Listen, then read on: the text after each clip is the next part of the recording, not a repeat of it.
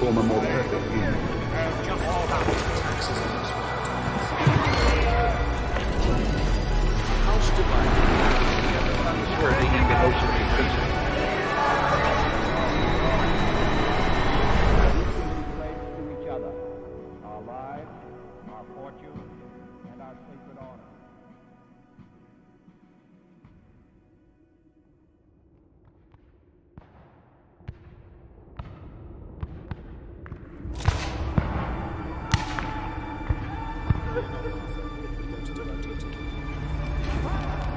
This year marks the 250th anniversary of the United States Army, a legacy born in turmoil, uncertainty, and nearly insurmountable odds. 2.5 centuries ago, thousands of citizen soldiers answered freedom's call. At a moment when tyranny tried to dim the spirit of an emerging nation, our first heroes forged an institution whose strength, sacrifice, and enduring resolve have come to define our republic. The Army's story begins in the spring of 1775. 1 month after the Massachusetts militia humbled British regulars at the battles of Lexington and Concord, America's colonial leaders assembled in Philadelphia for the Second Continental Congress. The meeting had been called to address long-standing grievances with Britain's imperial government. But the recent bloodshed at Lexington and Concord fundamentally changed the purpose of the gathering. Until then, many colonists had hoped for reconciliation with their mother country. It was increasingly clear that freedom would not be possible without war. The reasons for a united resistance were growing. Among other offenses, the British Parliament had earlier passed the Intolerable Acts, which had closed the port of Boston to all trade, forced colonists to house and feed British soldiers, and restricted the colonists' right to public assembly, allowed British officials to be tried in England instead of the colonies, and effectively put Massachusetts under martial law. In April of 1775, they fired on American colonists. By the end of May 1775, Patriot leaders were calling up militia in all 13 colonies. They stockpiled guns, ammunition, artillery, and military supplies. Some militia units drilled every day.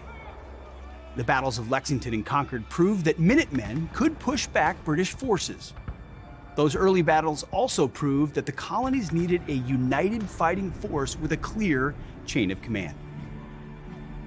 Mindful of the perilous road ahead, the delegates to the Second Continental Congress debated establishing an army. Letters from citizens in Massachusetts were read aloud before the assembly, recounting British acts of tyranny and calling neighboring colonies for assistance.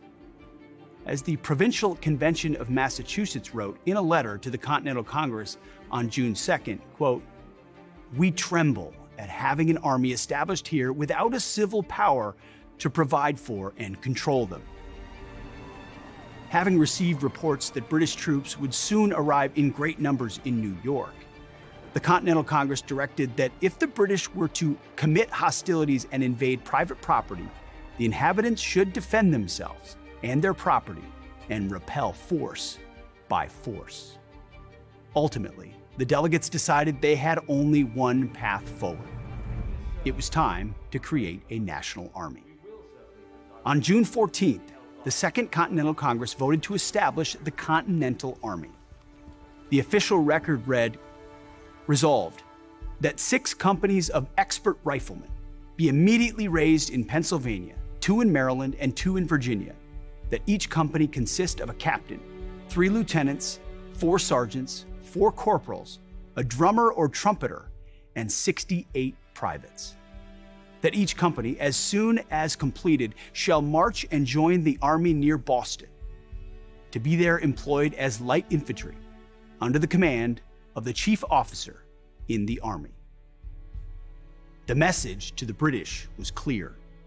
This was not a regional outbreak of violence. It was a unified act of defiance. The colonies intended to join together to defend their freedoms and, if necessary, to fight for independence. The very next day, the Continental Congress unanimously appointed George Washington of Virginia as Commander-in-Chief. The Congress wrote, "We, reposing special trust and confidence in your patriotism, valor, conduct, and fidelity, do, by these precepts, constitute and appoint you to be General and Commander-in-Chief of the Army of the United Colonies, for the defense of American liberty, and for repelling every hostile invasion thereof.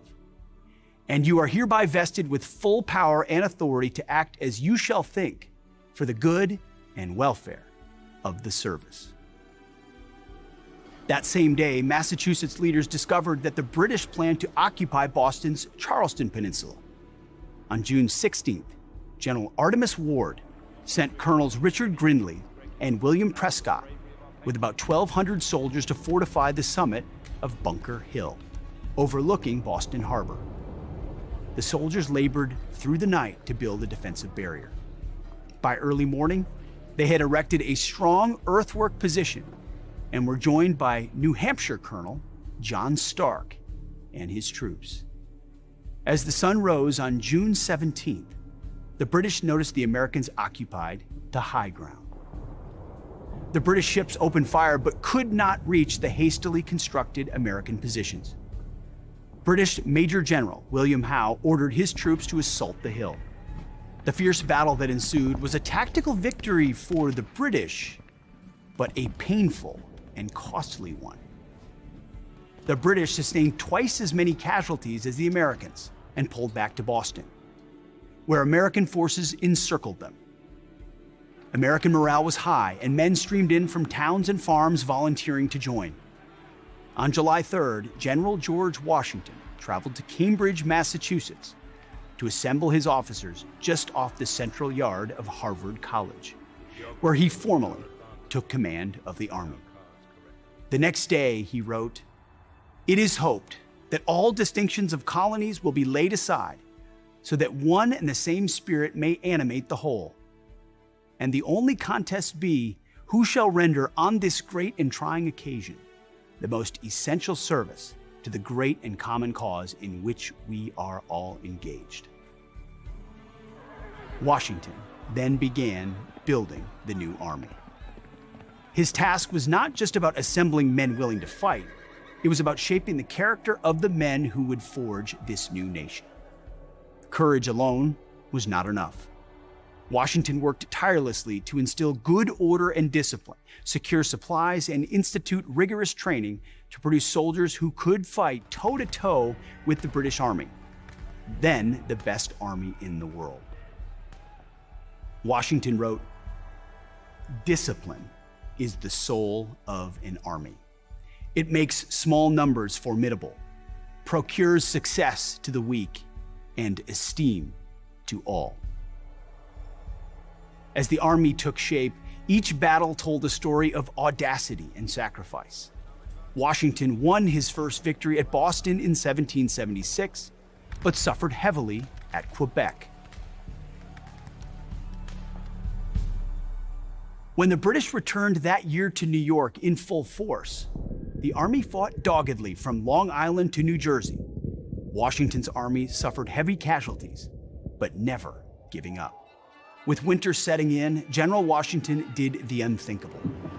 The bold Christmas night crossing of the Delaware River in a blizzard, and the subsequent victories at Trenton and Princeton turned the tide of the Revolution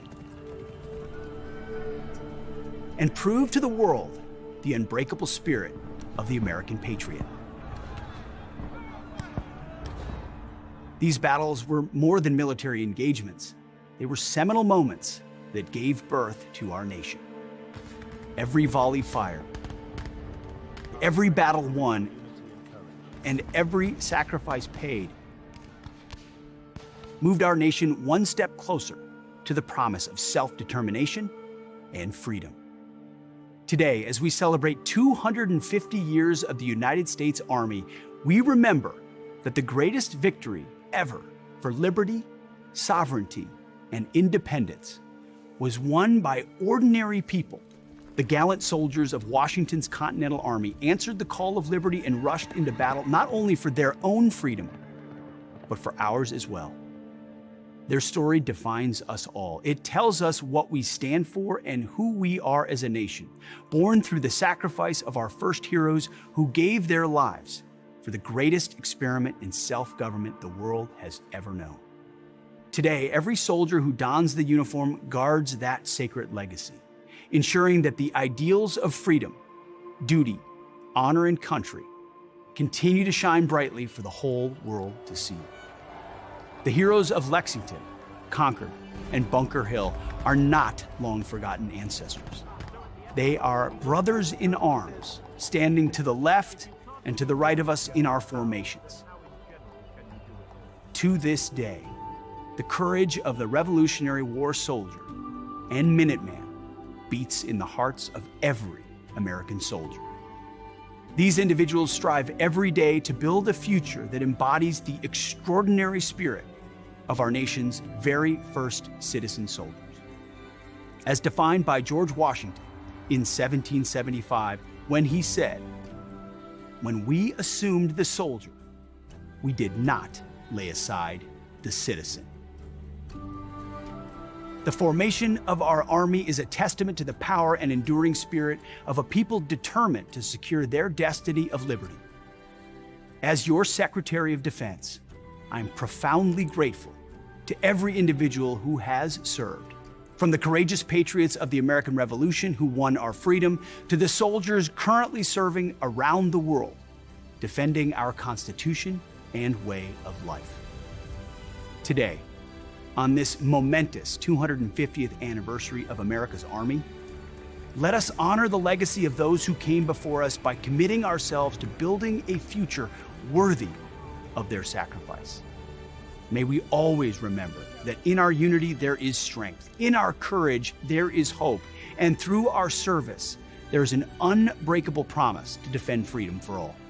As we celebrate this rich history, I invite you to reflect on the enduring spirit that began humbly in 1775.